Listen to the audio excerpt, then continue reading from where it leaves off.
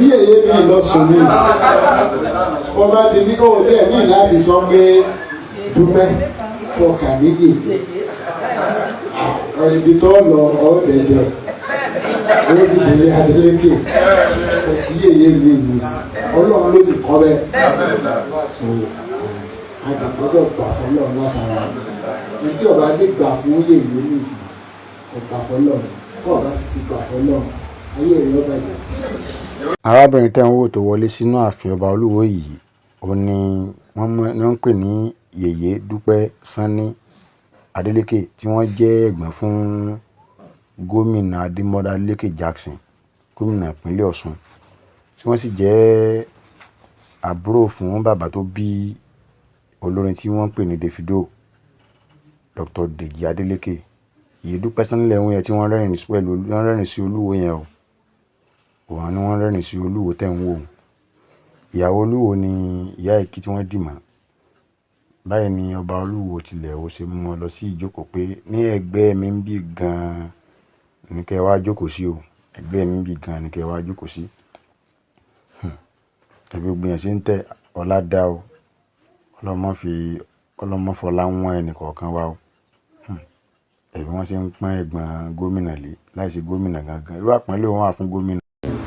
ẹni tí ọba sì ti gbà fún ọgbà fún lọ́run kó ọba sì gbà fún lọ́run ayé ẹ bàjẹ́ mi èmi ò lè mọ́ gbà fún lọ́run bí Ọlọ́run bá ti sọ lórí nígbà Ọlọ́run sọ lákàlẹ̀ sọ́dọ̀ ọ̀bí tó ní ilé Adéwálé Àkàndé ní ilé ìjọba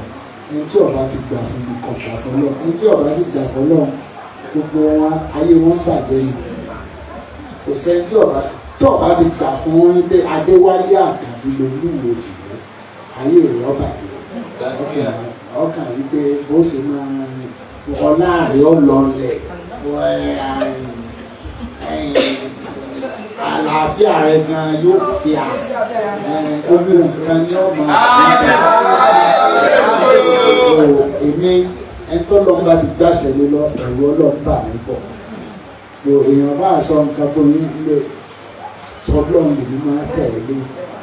ìtorí ẹ̀ lẹ́fi nínú ìbọ̀ ìsà so ẹni tí sì máa fi èèyàn sípò lọ́ba àwọn ọba Olódùmarè ó bá sì ti fi èèyàn pò ẹni tó bá fi pò ńgbà yẹn kọ́ ọ̀bá gbà fún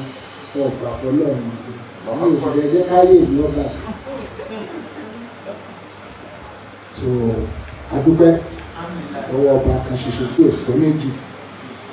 ìgbà tó ní gbogbo ọlá lọ́wọ́ pẹ́ òun ló fèmí náà sí kù lẹ́yìn náà mo kí àlejò wa pàtàkì tí a máa ń pè kò sẹ́nìkan tí a ń pè ní ìyá gbogbo Ọ̀ṣun state ní ìsìn yèyé gbogbo ọ̀yẹ́ kò sí èyí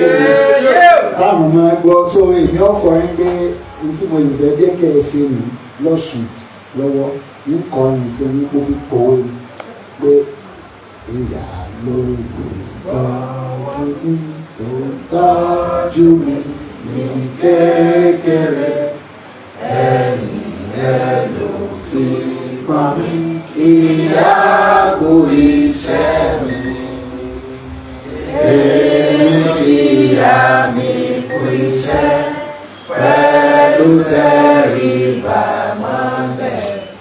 èmi kò lè kọ́ṣẹ́ fún ya mi mọ́ ìyá.